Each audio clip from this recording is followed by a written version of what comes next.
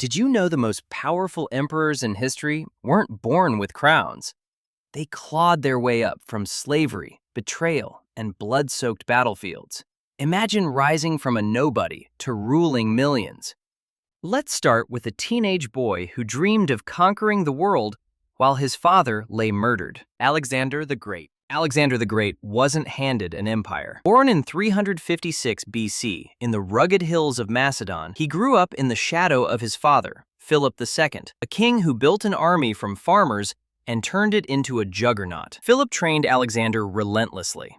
By age 12, the boy tamed a wild horse no one else could ride. But this was no fairy tale. Philip's court buzzed with paranoia. Everyone knew he had enemies plotting in the dark. Then, disaster struck. In 336 BC, during a wedding celebration, Philip was assassinated by one of his own bodyguards. The blade sliced through his neck, amid cheers turning to screams. Chaos erupted. Nobles whispered that Alexander's mother, Olympias, might have orchestrated it, jealous of Philip's new wife. Alexander, just 20, faced a throne soaked in blood. Rivals circled like vultures, but he moved fast. He executed his father's killers publicly. He crushed a rebellion in Greece. Thebes dared to revolt. He burned it to the ground, selling survivors into slavery. Message sent. What happened next shocked the world. Alexander didn't sit idle. He seized the chaos his father's death created and weaponized it. He invaded Persia, the empire that had bullied Greece for generations. At Granicus in 334 BC, outnumbered 5-1, he charged first into the river, armor gleaming under arrows. His men followed, hacking through ranks. Victory! But this was only the beginning. Darius III, Persia's king, threw gold at assassins to stop him. They failed. Alexander marched deeper, sacking cities, freeing slaves who joined his ranks. By 333 BC at Issus, he trapped Darius on a narrow beach. The king fled in his chariot, abandoning his family. Alexander spared them, a calculated mercy that won hearts. But here's the dark twist historians later uncovered. Alexander wasn't just a warrior, he was a master manipulator. He adopted Persian customs, married Darius's daughter, and declared himself a god. His men grumbled as forced marches stretched into years. In India, at the Hydaspes River in 326 BC, he faced King Porus and war elephants. Alexander's cavalry outflanked them, but he took a spear to the lung. Bleeding, he pressed on. Porus surrendered, impressed by the conqueror's mercy. Alexander's empire now spanned 2 million square miles, from Greece to India. Exhaustion hit. His troops mutinied in the desert. Alexander feasted them, then vanished for days. They found him dead, a ploy. He revived, shaming them into loyalty. But the gods turned. In 323 BC, at 32, fever claimed him in Babylon. No successor named. His generals carved up the empire in wars of betrayal. Alexander's rise? From prince to god-king in 13 years. The lesson? Strike first in chaos. Julius Caesar. Flash to Rome, 100 BC. Gaius Julius Caesar entered a world of crumbling republic. Senators stabbed each other with words and knives. Born to a patrician family fallen on hard times, young Caesar dodged death early. Pirates kidnapped him at 25. He mocked them, demanding higher ransom, then crucified them all upon rescue. Real power loomed elsewhere. Rome's elite mocked his debts and ambition. He allied with Pompey and Crassus in the First Triumvirate, a secret pact that bought armies. Now he could move. Caesar needed glory. In 58 BC, he got Gaul. Tribes raided Roman borders. Caesar crossed the Rhine with 60,000 men, building bridges in 10 days that stunned locals. At Alesia in 52 BC, Vercingetorix trapped him with 80,000 Gauls.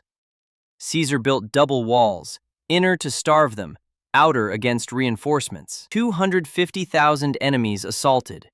His legions held. Vercingetorix surrendered on his knees. Gaul was Rome's. But this victory hit a trap. Caesar owed millions. Senators demanded his head. He crossed the Rubicon in 49 BC with 1 legion. "The die is cast," he said. Civil war ignited. Poppy fled to Egypt. Caesar pursued. There in Alexandria he met her, Cleopatra. But more on that soon. First, the shock. At Pharsalus, outnumbered 2-1, Caesar's veterans crushed Pompey's fresh troops. Pompey's head arrived in a basket. Caesar pardoned enemies, binding them to him. Dictator for life by 44 BC, Rome bowed, but betrayal brewed. On the Ides of March, in Pompey's theater, 60 senators plunged daggers. Et tu, Brute, Caesar gasped, collapsing in a pool of blood. His will named Octavian heir. Chaos again. Mark Antony and Octavian avenged him, but the Republic died. Caesar's rise? From debtor to dictator in 20 years. He showed power isn't inherited. It's engineered through loyalty and spectacle. Cleopatra, the exile who ruled empires. Cleopatra VII wasn't even fully Egyptian.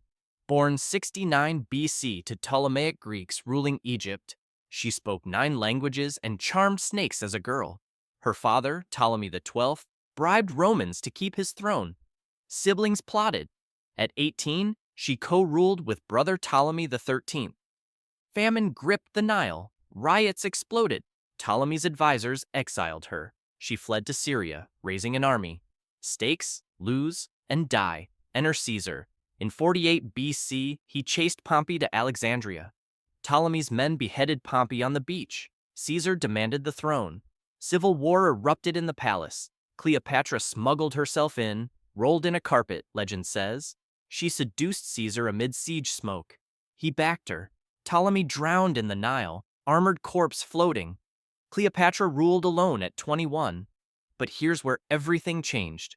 Caesar left her pregnant with Caesarion. She visited Rome, scandalizing senators. Assassins struck Caesar. Back in Egypt, brother Ptolemy XIV poisoned. Mark Antony summoned her in 41 BC. On a golden barge scented with roses, she arrived as Aphrodite. Antony fell hard. They allied against Octavian. Parthians invaded. Antony lost 20,000 men. Cleopatra supplied ships. At Actium in 31 BC, Octavian's fleet cornered them. Antony fled. Cleopatra followed. Suicide in Egypt, AS bites, they say. Her son executed. Octavian became Augustus. Cleopatra's genius? She played men like pawns, blending beauty, brains, and blood. From exile to lover of empires, her 21-year reign preserved Egypt until it didn't. But no one rose from nothing quite like the barbarian who united steppes.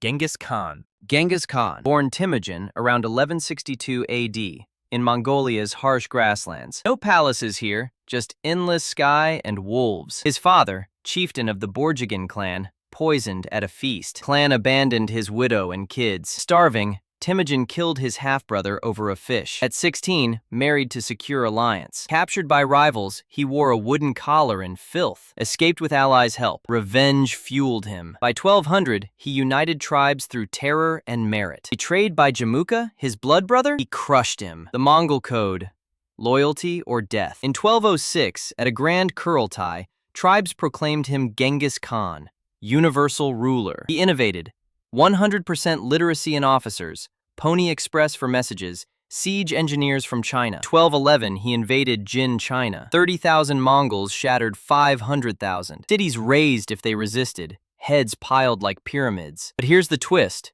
He spared artisans, swelling his empire with skilled labor. Khwarezm Shah insulted envoys? Genghis unleashed hell in 1219. Nishapur massacred 1.7 million. Samarkand fell in days. By death in 1227, his horde controlled 4,000 miles. Successors expanded to Europe, India, Middle East. Secret? Mobility and fear. Genghis rose from slave to Khan in 50 years, killing 40 million, 11% of world population. His power came from unity forged from division. Last, the tyrant who forged China from warlords. Qin Shi Huang. Qin Shi Huang, born Yingzheng, 259 BC, in war-torn China. 7 kingdoms clashed in the warring states. His father, king of Qin, was weak. Assassins lurked. Zheng ascended at 13, under regents. Ruthless purge at 22. He boiled corrupt ministers alive. But here's the shocking detail. He sought immortality, swallowing mercury pills. Qin armies swept east. Crossbows and iron leveled foes. Zhao Kingdom captured 200,000 at Chongping, buried alive. By 221 BC, all united,